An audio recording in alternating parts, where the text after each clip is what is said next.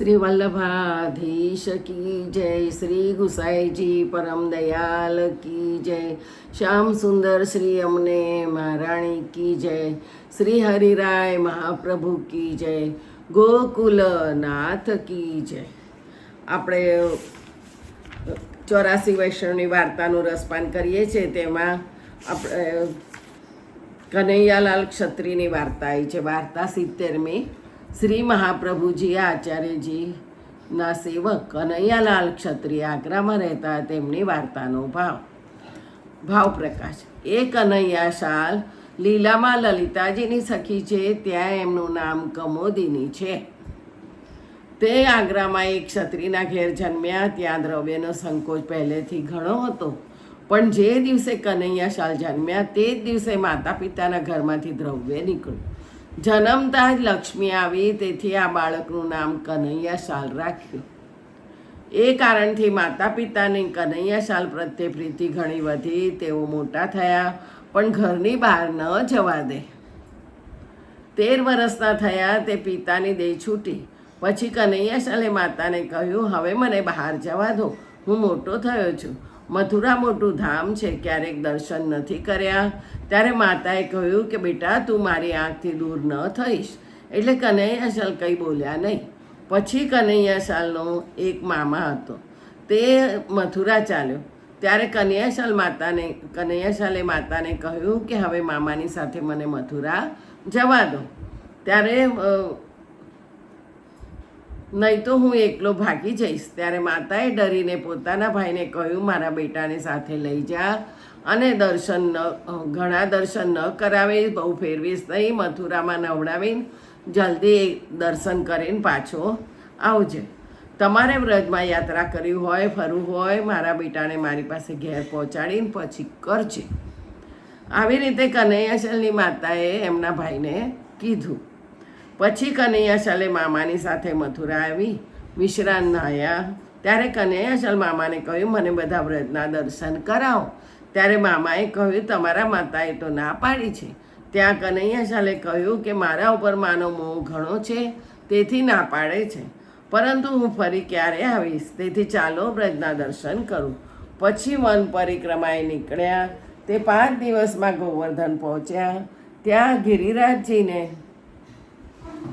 જોઈને કનૈયાશાલ બાવરા થઈ ગયા. ન બોલાવ્યા બોલે, ન ઉઠાડ્યા ઉઠે. જેને જુએ તેની તરફ હસે, કંઈ મોઢામાં નાખી જાય તો ખાય, પહેરાવે તો પહેરે. આ પ્રકારે શરીરનું ભાન ભૂલી ગયા. તેથી મામાને મહા ચિંતા થઈ કે આ દશામાં તેને ઘેર લઈ જાઉં તો એની માતા રોશે. તેથી ગોવર્ધનમાં કનૈયાશાલને લઈને તે મામા રહ્યા.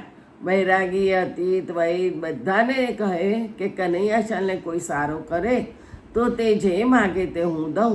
ઘણી ઔષધિ લોકોએ કરી, અનેક યંત્ર મંત્ર કર્યા, પરંતુ કનૈયાશાલ સારા ન થયા. એમ કરતાં 1 મહિનો વીત્યો. ત્યારે ઘરમાં માતાને ઘણી ચિંતા થઈ કે પુત્રની કંઈ ખબર પણ ના આવી. મારો ભાઈ 5 દિવસ નામ લઈ કહીને ગયો છે, તે 1 મહિનો થયો, કોઈ કારણ જણાય છે.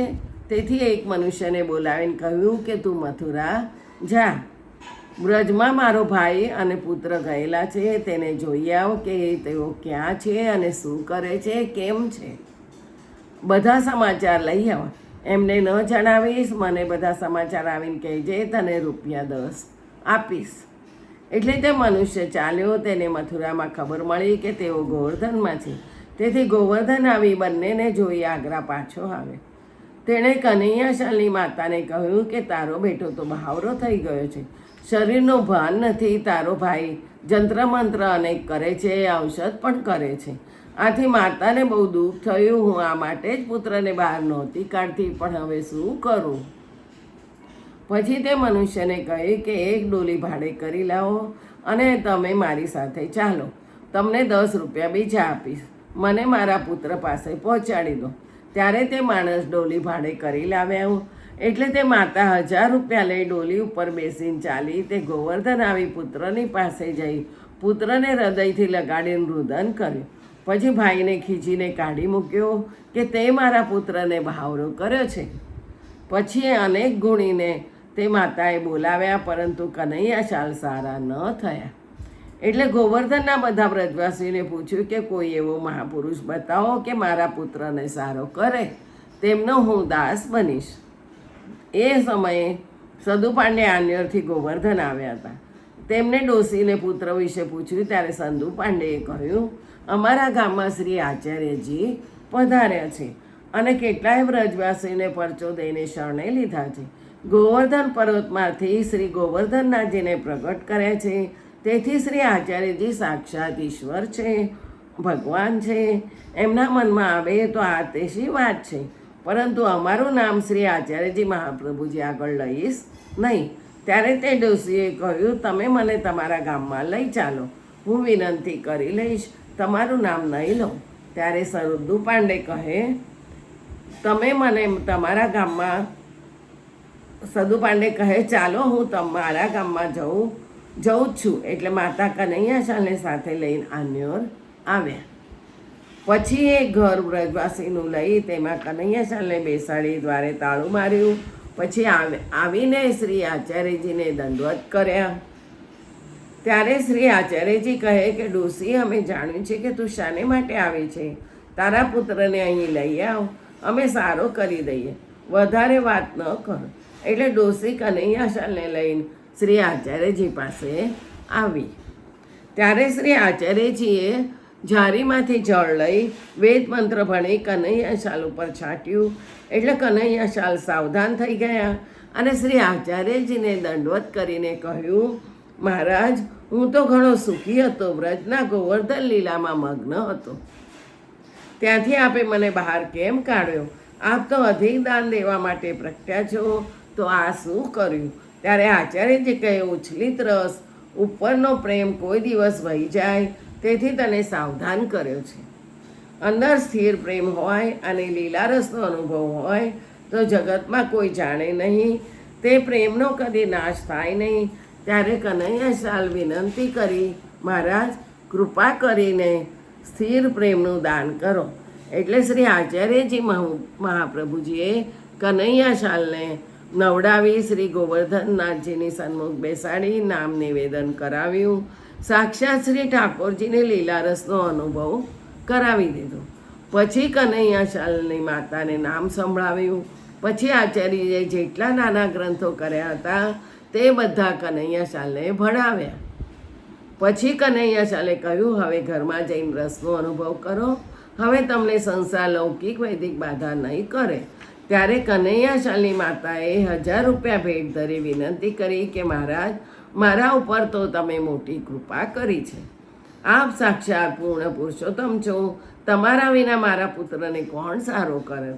ત્યારે શ્રી આચાર્યજી કહે, હવે તું પુત્ર લઈને તારા ઘરે જા. ત્યારે કનૈયાશાલની માતાએ શ્રી આચાર્યજીને વિનંતી કરી, મહારાજ, એકવાર આગ્રા મારે ઘેર પધારો, આપણી ઘણી ભેટ છે તે મારે ઘેર અંગીકાર કરી પાવન કરો. ત્યારે શ્રી આચાર્યજી કહે, અમે અડાઈલ પધારશું ત્યારે તમારા ઘરે આવીશું. હવે તમે ઘરે જાઓ. એટલે કનૈયાશાલ અને ડોશી દંડવત કરી શ્રી આચાર્યજીથી વિદાય થઈ આગ્રા આવ્યા. કનૈયાશાલ તો લીલામાં મગ્ન રહેતા અને ડોશી ઘરનું બધું કામ કરતી. પછી શ્રી આચાર્યજી મહાપ્રભુજીએ જ્યારે આગ્રા પધાર્યા ત્યારે કનૈયાશાલના ઘરે ઉતર્યા. બધા ગ્રંથનો ભાવ પુષ્ટિમાર્ગનો સિદ્ધાંત કનૈયાશાલના હૃદયમાં સ્થાપન કર્યો. 5 રાત્રિ રહ્યા. તે વખતે ડોશીએ ઘણી ભેટ કરી. પછી આ પડેલ પધાર્યા. વાર્તા પ્રસંગે પછી શ્રી ગુસાઈજીએ શ્રી અક્કાજીને પૂછ્યું કે માર્ગની વાર્તા દામોદરદાસ દ્વારા જાણી, પરંતુ શ્રી આચાર્યજીને ગ્રંથ ક્યાં મળે? ત્યારે અક્કાજીએ કહ્યું, આગ્રામાં કનૈયાશાલની પાસે ગ્રંથો છે. ત્યારે શ્રી ગુસાઈજી કનૈયાલાલ ક્ષત્રિયને ઘરે પધાર્યા. કનૈયાશાલ પરમ પ્રીતિથી શ્રી ગુસાઈજીને પધરાવ્યા. પછી શ્રી ગુસાઈજી કનૈયાશાલની પાસે શ્રી આચાર્યજીના બધા ગ્રંથો ભણ્યા. પછી શ્રી ગુસાઈજીએ તે ગ્રંથોની ટીકા કરી અને કનૈયાશાલને કૃપા કરી ભણાવ્યા. પછી શ્રી ગુસાઈજીએ પોતાના ગ્રંથો દાનલીલા, ઉલ્લાસ, વ્રતચર્યા આદિ રહસ્ય ગ્રંથો કર્યા હતા. તે બધા કનૈયાશાલને ભણાવ્યા હતા. કનૈયાશાલને શ્રી ગુસાઈજી દંડવત કરવા ન દેતા, કારણ કહેતા કે તમારા હૃદયમાં શ્રી આચાર્યજી બિરાજે છે. આ પ્રકારે શ્રી આચાર્યજી અને શ્રી ગુસાઈજીની કૃપાથી કનૈયાશાલ સંયોગરસ અને વિપ્રયોગરસ એ બંને લીલાના રસમાં મગ્ન રહેતા. પછી શ્રી ગુસાઈજી અડેલ પધાર્યા. વાર્તા પ્રસંગ 2. એક સમય શ્રી ગુસાઈજી અડેલથી આગ્રા પધાર્યા. ત્યાં કનૈયાશાલના ઘરે ઉતર્યા. પછી કનૈયાશાલને કહે, અમે દ્વારિકા પધારીશું. ત્યારે કનૈયાશાલે કહ્યું, હું પણ પાછળથી આવીને આપના દર્શન કરીશ. ત્યારે શ્રી ગુસાઈજી કહે, તમે કઈ રીતે આવશો? વૈષ્ણવ વિના તો કોઈથી તમે બોલતા નથી. માર્ગ લાંબો છે. ત્યારે કનૈયાશાલે કહ્યું, મારે બીજાથી શા માટે બોલવું પડે? હું તો આપની પાછળ આવીશ. ત્યારે શ્રી ગુસાઈજી કહે, તમને કૃપાનું બળ છે, જે ચાહો તે કરો. પછી શ્રી આચાર્યજીના ગ્રંથોની વાર્તા કનૈયાશાલ પાસે 2 દિવસ શ્રી ગુસાઈજીએ કરી. પછી આપતો દ્વારિકા પધાર્યા. ત્યારબાદ એક દિવસ કનૈયાશાલના મનમાં આવ્યું કે દ્વારકા જઈએ, શ્રી ગુસાઈજીને મળીએ. એટલે નીકળીને ચાલ્યા, પણ માર્ગનું જ્ઞાન નહીં, કોઈથી બોલે નહીં. એમ 3 દિવસ ચાલ્યા ગયા. તે એક વનમાં જઈ નીકળ્યા.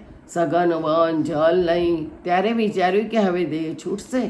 એટલે શ્રી આચાર્યનો ગ્રંથ એક વૃક્ષ નીચે બેસીને પાઠ કરવા લાગ્યા. એટલામાં એક ગોવાળિયો આવીને કહે, અહીં તું બેઠો છે, અહીં સાપ, વાઘ, વરુનો ડર છે. ત્યારે કનૈયાશાલે કહ્યું, શ્રી આચાર્યજી મહાપ્રભુજીનો સેવક છું, સાપ વાઘ મારી પાસે કોઈ આવે નહીં. ત્યારે ગોવાળિયાએ કહ્યું, તળાવમાં તારી પાછળ છે તો જળ પી.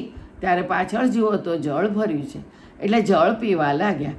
એટલામાં તો બીજો ગોવાળિયો શ્રીનાથજીનો સખડી અનસખડી પ્રસાદ લઈને આવ્યો અને કહ્યું, આ મહાપ્રસાદ તું લે. ત્યારે કનૈયાશાલે કહ્યું, મહાપ્રસાદ ક્યાંનો છે? હું તો ઘરનો લઉં, અથવા તો શ્રી ગુસાઈજીને ત્યાંનો લઉં. બીજાનો મહાપ્રસાદ હું લેતો નથી. ત્યારે ગોવાળિયાએ કહ્યું, આ શ્રીનાથજીનો પ્રસાદ છે. તું રણછોડજી ઉપર હત્યા દેવાને નીકળ્યો છે, જે આટલી હટ કરે છે. ત્યારે મહાપ્રસાદ જોએ તો શ્રીનાથજીનો જાણી મહાપ્રસાદને દંડવત કરીને લીધો. એવામાં ત્રીજો ગોવાળિયો આવે અને કહ્યું, અહીં આવીને બેસીને તું શું કરે છે? રણછોડજીના દર્શને જાય. એટલે પાછળ ફરીને જુએ તો રણછોડજીનું મંદિર દેખાય છે. ત્યારે કનૈયાશાલે કહ્યું, ત્યાં શ્રી ગુસાઈજી પધાર્યા હોય તો જાઓ. ત્યારે ગોવાળિયાએ કહ્યું, મને શ્રી ગુસાઈજીએ મોકલ્યો છે તને સંદેશો કરવાને, તેથી તું જલ્દી જા. ત્યારે કનૈયાશાલ શ્રી રણછોડજીના મંદિરમાં શ્રી ગુસાઈજી પાસે ગયા. ત્યારે શ્રી ગુસાઈજી આપ કહે, કનૈયાશાલ આવ્યા. માર્ગમાં કોઈથી બોલ્યા નહીં. ત્યારે કનૈયાશાલ કહે, મહારાજ, મારે બીજાથી બોલવાનું શું કામ છે? ત્યારે શ્રી ગુસાઈજી કહે, તમે 3 ગોવાળિયાથી બોલ્યા છતાં એમ કેમ કહો છો? ત્યારે કનૈયાશાલે કહ્યું, મહારાજ, મારી વાણી આપના વિના બીજા કોઈ આગળ નીકળે જ નહીં. 3 ગોવાળિયાના સ્વરૂપે આપના વિના મને વનમાં સખડી અનસખડી કોણ આપી જાય? બીજાના હાથનું કેવી રીતે લઉં? આ બધી આપની કૃપા છે. પછી શ્રી ગુસાઈજીએ કનૈયાશાલનો હાથ પકડીને શ્રી રણછોડજીના દર્શન કરાવ્યા. પરંતુ કનૈયાશાલને શ્રી ગોવર્ધનધરના દર્શન થયા. પછી કનૈયાશાલને શ્રી ગુસાઈજી કહે કે શ્રી રણછોડજીના દર્શન કર્યા. ત્યારે કનૈયાશાલે કહ્યું, આપની કૃપાથી ગોવર્ધનધર નેત્રોમાં લાગી રહ્યા છે, તેથી ગોવર્ધનધરના મને તો દર્શન થયા. વાર્તા એમાં ભાવ પ્રકાશ એમાં એ જણાવ્યું કે કનૈયાશાલનું વ્રજલીલા વિના બીજામાં મન જાય જ નહીં. વાર્તા પ્રસંગ 3. ત્યારબાદ શ્રી ગુસાઈજી કનૈયાશાલને પોતાના મુકામ લાવીને કહે, હવે તમે અમારી સાથે આગ્રા ચાલજો. ત્યારે કનૈયાશાલે કહ્યું, મહારાજ, આપ તો દૈવી જીવોનો અંગીકાર કરવા માટે પધાર્યા છો, તેથી આપને વાર લાગશે. વળી મને એકલા રહેવું ઘણું ગમે છે, તેથી આપની કૃપાથી આગ્રા જઈ પહોંચીશ. ત્યારે શ્રી ગુસાઈજી કહે કે તમને શ્રી આચાર્યજીની કૃપાનું બળ છે, જે કરશો તે તમારે માટે સારું છે. પછી કનૈયાશાલ શ્રી ગુસાઈજીની આજ્ઞા લઈ આગ્રા ચાલ્યા. તે ભગવત આવેશમાં 2 દિવસ ચાલ્યા ગયા આગળ ઝાડી સઘન આવી માર્ગ ન મળે તેથી વૃક્ષ નીચે બેસી ગયા.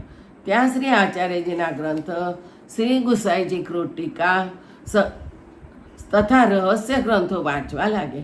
એટલામાં એક ગોવાળિયાએ આવીને કહ્યું, તો અહીં કેમ બેઠો છે? શ્રી યમુનાજીમાં સ્નાન કરવું હોય, જલપાન કરવું હોય તો ઘરે જા. કનૈયાશાલી દ્રષ્ટિ તો પોતી ઉપર હતી. તે ઊંચી દ્રષ્ટિ કરીને જુએ તો શ્રી યમુનાજી અને આગ્રા શહેર છે. પછી શ્રી યમુનાજીમાં સ્નાન કરી, જલપાન કરી, પાઠ પૂજન કરીને ઘરે આવ્યા.